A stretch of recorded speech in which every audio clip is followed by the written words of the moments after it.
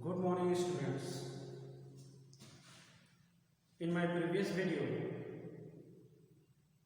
for class 9, I have taught you the elements and kinds of elements, okay, in which I have taught you about metals, non-metals and metal ion. Now the next topic is compounds, okay. Compounds क्या होते हैं? So let's start.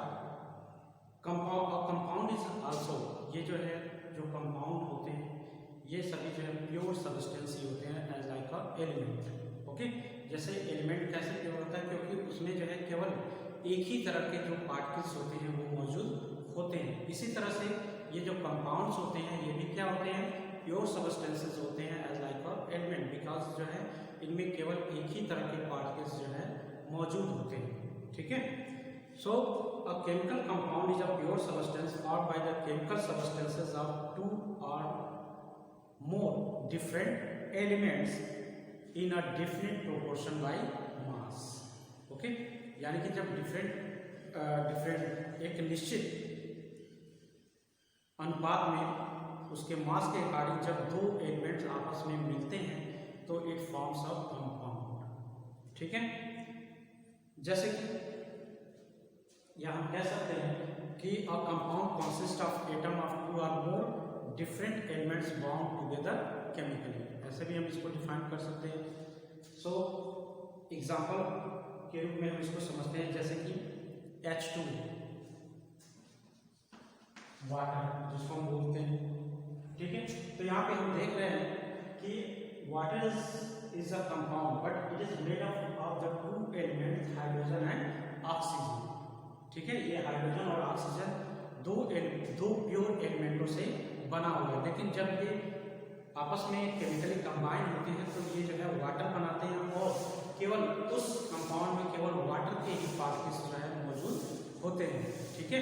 यानी कि जो इसकी identity थी hydrogen और oxygen की जो आइडेंटिटी होती है वो बिल्कुल भी समाप्त हो जाती है. जो हाइड्रोजन की या ऑक्सीजन की जो आइडेंटिटी और जो प्रॉपर्टी गुण होते हैं वो सब जो है समाप्त हो जाते हैं. केवल जो है वहाँ पे एक नया प्रॉपर्टी जो है आइडेंटिटी प्रोड्यूस होता है, ठीक है, जिसको हम वाटर कहते हैं, ओके. और हम कह सकते हैं कि उसमें केवल जो है वाटर की पार्टिकल्स जो है मिक्स होते हैं. इसलिए जो कंपाउंड्स होते हैं they are the pure substance and they are homogeneous. ये भी कह सकते हैं कि ये जो वाटर होता है ये क्या होता है? होमोजीनियस होता है. या कंपाउंड जो होता है प्योर कंपाउंड जो होता है वो क्या होता है? होमोजीनियस होता है, ठीक है. क्योंकि उसमें जो है केवल एक ही तरह के जो है एटम या पार्टिकल्स या मॉलिक्यूल्स जो है जाते हैं, okay. Water is a compound of hydrogen and oxygen are chemically compound in a definite ratio of 1:8 by the different proportion of mass. यानी कि जो वाटर बनाता है उसमें जो है हाइड्रोजन का जो रेशियो होता है अकॉर्डिंग टू देयर मास 1 होता है और ऑक्सीजन का जो रेशियो होता है वो 8 होता है. यानी कि 1:8 में ही वो एक दूसरे से क्या होते हैं? केमिकली कंबाइंड होते हैं, ठीक है. अब ये 1:8 कैसे आता है? जैसे यहाँ पे हाइड्रोजन है तो ये हाइड्रोजन का एटॉमिक मास 1 होता है तो यहाँ पे 2 हाइड्रोजन है तो क्या होता है? 2 हो जाएगा. और ऑक्सीजन का एटॉमिक मास कितना होता है? 16, ठीक है. तो ये कितना हो गया? 2/16 1/8 और ये कितना आ जाएगा? 1:8, ठीक है. इस तरह से by their masses they are chemically combined in the ratio of 1:8, okay. इसी तरह और भी जो कंपाउंड्स हैं जैसे कार्बन डाइऑक्साइड है ये भी जो है एक डिफरेंट प्रोपोर्शन में अकॉर्डिंग टू देयर मासेस वो आपस में जो है केमिकली कंबाइंड होते हैं. जैसे कार्बन डाइऑक्साइड का निकालते हैं CO2, ठीक है. तो कार्बन का एटॉमिक मास कितना होता है? 12 और ऑक्सीजन यहाँ पे 2 है और ये कितना है? 16. एक का जो है एटॉमिक मास 16 होता है, 2 का जो है कितना हो जाएगा? 32. तो ये 32 हो गया, ठीक है. अब 4 3 एंड 4 8 यानी कि 3:8 कार्बन डाइऑक्साइड में जो कार्बन डाइऑक्साइड कंपाउंड है उसमें जो कार्बन और ऑक्सीजन का जो रेशियो होता है वो 3:8 का होता है, यानी कि कार्बन जो है 3 और जो ऑक्सीजन होता है वो 8 के प्रोपोर्शन में जो है एग्जिस्ट करते हैं या केमिकली जो है कंबाइन होते हैं। It's clear? या हम ये कह सकते हैं carbon dioxide is a compound containing 27.3% of carbon and 72.7% of oxygen by their mass। या हम रेशियो में बताए तो 3:8 में ये क्या करते हैं केमिकली आपस में जो कंबाइन होते हैं। अब जो है कंपाउंड्स के क्या क्या प्रॉपर्टीज होती हैं, क्या क्या गुण होते हैं, इसको यहाँ पे जानेंगे। The important characteristics property of compound are as follows. First property ये है, a chemical compound is formed by the chemical combination of 2 or more elements in a fixed ratio by mass. यानी कि जो भी कंपाउंड्स होते हैं उनका वो जो है एक फिक्स्ड रेशियो में आपस में जो है केमिकली कंबाइंड होते हैं अकॉर्डिंग टू देयर मासेस। ठीक है, यानी कि वो मास के अकॉर्डिंग ही आपस में केमिकली एक दूसरे से जुड़े हुए होते हैं। जैसे कि वाटर, एग्जांपल में वाटर लेते हैं तो वाटर हम देख रहे हैं कि यहाँ पे हाइड्रोजन है और ऑक्सीजन है, ठीक है, जो कि 1:8 में ही वो आपस में केमिकली एक दूसरे से जुड़े हुए होते हैं या कंबाइन होते हैं। चाहे वो समुद्र का पानी ले लें, वाटर ले लें, या नदी का पानी ले लें, या नाले का पानी ले लें, या झील का पानी ले लें, या केमिकल लेबोरेटरी में जो बना हुआ वाटर होता है उसको ले लें। उन सभी में जो हाइड्रोजन और ऑक्सीजन का जो रेशियो होगा, प्रोपोर्शन होगा, वो 1:8 का ही होगा अकॉर्डिंग टू देयर मासेस। ठीक है, कार्बन डाइऑक्साइड चाहे हम केमिकल लेबोरेटरी में बनाए या फिर जो है इन्वायरमेंट में जो कार्बन डाइऑक्साइड पाया जाता है वहाँ पे सभी जो भी कार्बन डाइऑक्साइड होगा वो 3:8 के रूप में केमिकली जो है आपस में कंबाइन होगा। It's clear?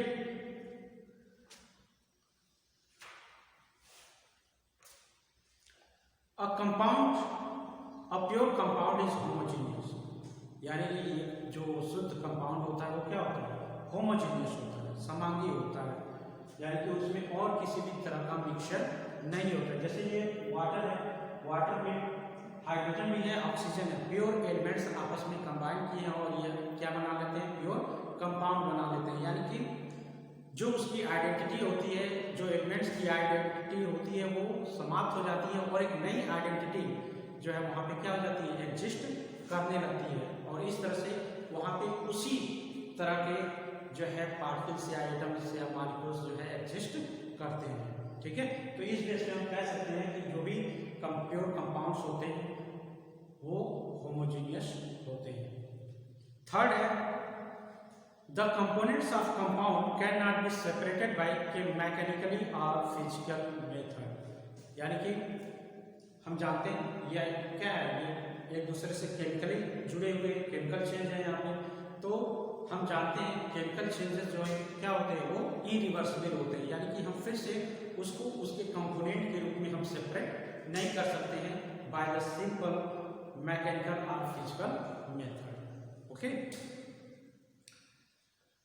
फोर्थ है, the physical and chemical properties of compound are totally different from those of the combining element. यानी कि जो कंपाउंड का जो कैरेक्टरिस्टिक्स होता है वो जो है इसके एलिमेंट्स इसमें कंबाइन होते हैं उनसे बिल्कुल भी क्या होता है?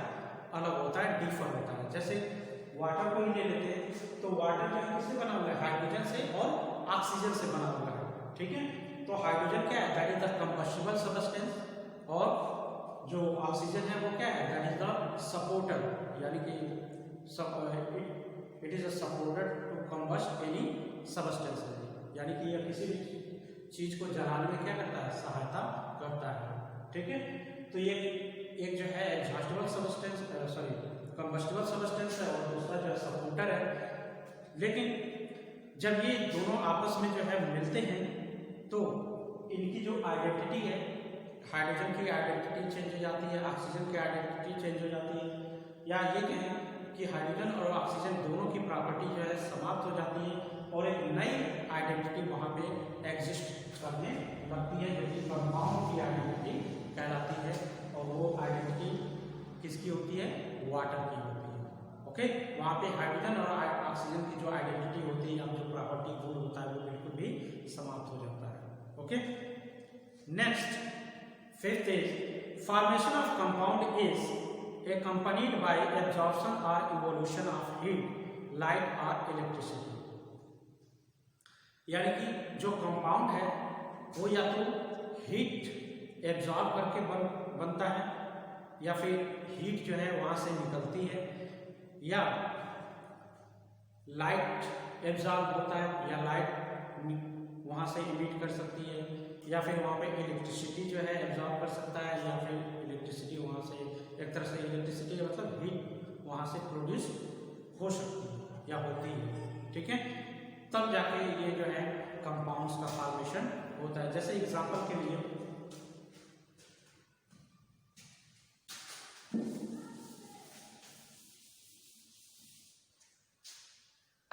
कार्बन डाइऑक्साइड, तो यहाँ पे कार्बन और ऑक्सीजन जब आपस में जो है केमिकली कंबाइन होते हैं, ठीक है, कंबस्ट होते हैं, तो it forms the carbon dioxide.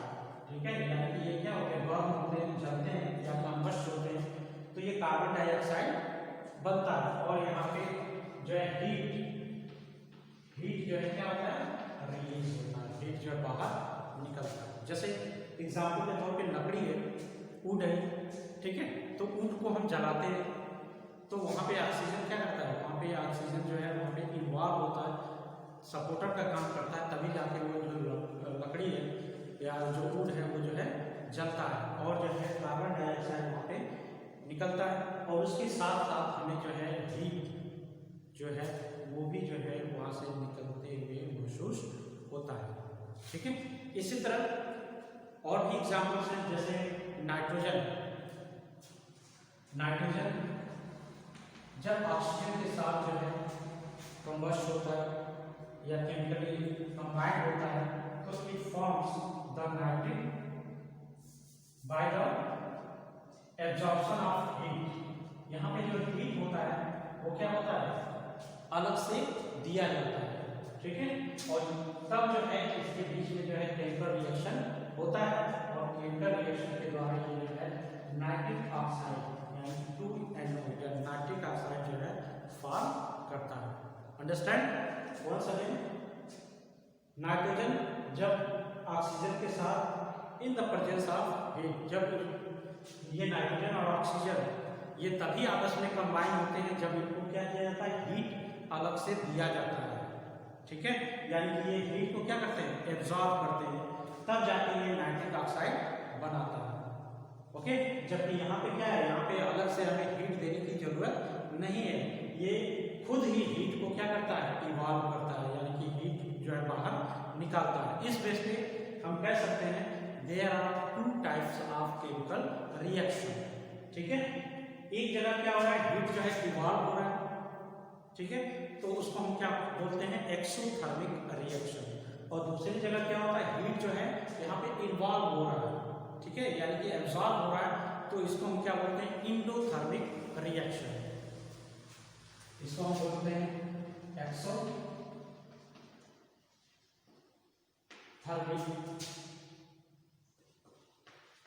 Reaction.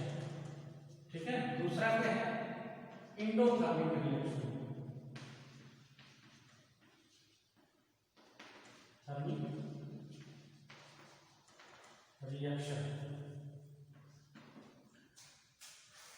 Exothermic reaction और इंडोथर्मिक रिएक्शन ये क्या होते हैं? Those reaction in which heat is already evolve, यानी कि वैसे रिएक्शन जहां से हीट अपने आप जो है निकलती है। ठीक है, तो उसको हम उस रिएक्शन को हम एक्सोथर्मिक रिएक्शन कहते हैं। जैसे कि ये एग्जाम्पल, जब कार्बन डाइऑक्साइड ऑक्सीजन के साथ रिएक्ट करता है, बर्न करता है, तो कार्बन डाइऑक्साइड और हीट यहाँ से रिलीज होती है। ठीक है, तो ये एग्जाम्पल हो गया एक्सोथर्मिक रिएक्शन का। जबकि दूसरा क्या होता है, एंडोथर्मिक रिएक्शन। नेम से ही क्लियर है, एक्सो मीन्स क्या होता है, एग्जिट या एमिट करना। ठीक है, और थर्मिक मतलब हीट, यानी कि जहां से हीट क्या कर रहा हो, एग्जिट कर रहा हो या रिलीज हो रहा हो या बाहर निकल रहा हो, तो उसको हम एक्सोथर्मिक कहेंगे। ठीक है, इंडो मतलब क्या होता है, इन या इंटर। ठीक है, या और थर्मिक मीन्स हीट, यानी कि जहां पे जो हीट है वो क्या कर रहा हो, इन कर रहा हो, इंटर कर रहा हो, तो उसे हम जो है इंडोथर्मिक रिएक्शन कहते हैं। जैसे कि ये एग्जांपल हो गया, नाइट्रोजन और ऑक्सीजन जब हीट जो है ये एब्जॉर्ब करते हैं, तब जाके ये नाइट्रिक ऑक्साइड जो है क्या करते हैं, फॉर्म करते हैं। Okay, so I hope that you have understood endothermic and exothermic reaction or process. Now the next topic is types of compounds. अब जो है compounds के कितने प्रकार होते हैं, तो there are two types of the compounds, inorganic compounds and organic compounds. Inorganic compounds क्या होते हैं, these compounds are generally obtained from the non-living sources, यानी कि ये नॉन लिविंग जो सोर्स होते हैं, यानी कि जो निर्जीव चीजें होती हैं, उससे जो है ये प्राप्त किए जाते हैं। ठीक है, जैसे कि रॉक्स, चट्टानें हो गई, सॉइल हो गए, एंड मिनरल्स, यहाँ से ये जो है ये इनऑर्गेनिक कंपाउंड्स जो है प्राप्त किए जाते हैं। जैसे कि एग्जांपल मार्बल हो गया, चाक हो गया, वॉशिंग सोडा हो गया, सोडियम क्लोराइड हो गया, बेकिंग सोडा हो गया, कार्बन डाइऑक्साइड, ये सभी जो है इनऑर्गेनिक कंपाउंड्स होते हैं और ये नॉन लिविंग सोर्सेज से जो है प्राप्त किए जाते हैं। दूसरा क्या है, ऑर्गेनिक सोर्स कंपाउंड्स। ओके, तो ये जो कंपाउंड्स होते हैं ये जो है लिविंग सोर्स से जो है प्राप्त किए जाते हैं। ठीक है, जैसे कि प्लांट्स और एनिमल्स, जो भी हम जानते हैं प्लांट्स भी क्या है, they are the living organism, human being is already living organism. So ये जो ऑर्गेनिक कंपाउंड्स होते हैं वो जो है लिविंग ऑर्गेनिज्म से जो है प्राप्त किए जाते हैं। जैसे कि कार्बोहाइड्रेट हो गया, ऑयल हो गया, फैट्स हो गया, protein, alcohol, acetic acid, cooking gas, ये सभी जो है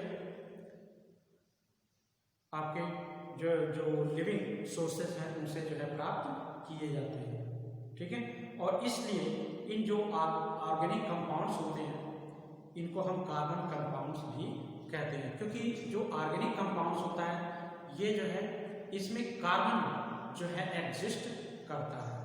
ठीक है, तो इसलिए इनको हम जो है कार्बन कंपाउंड्स भी कहते हैं।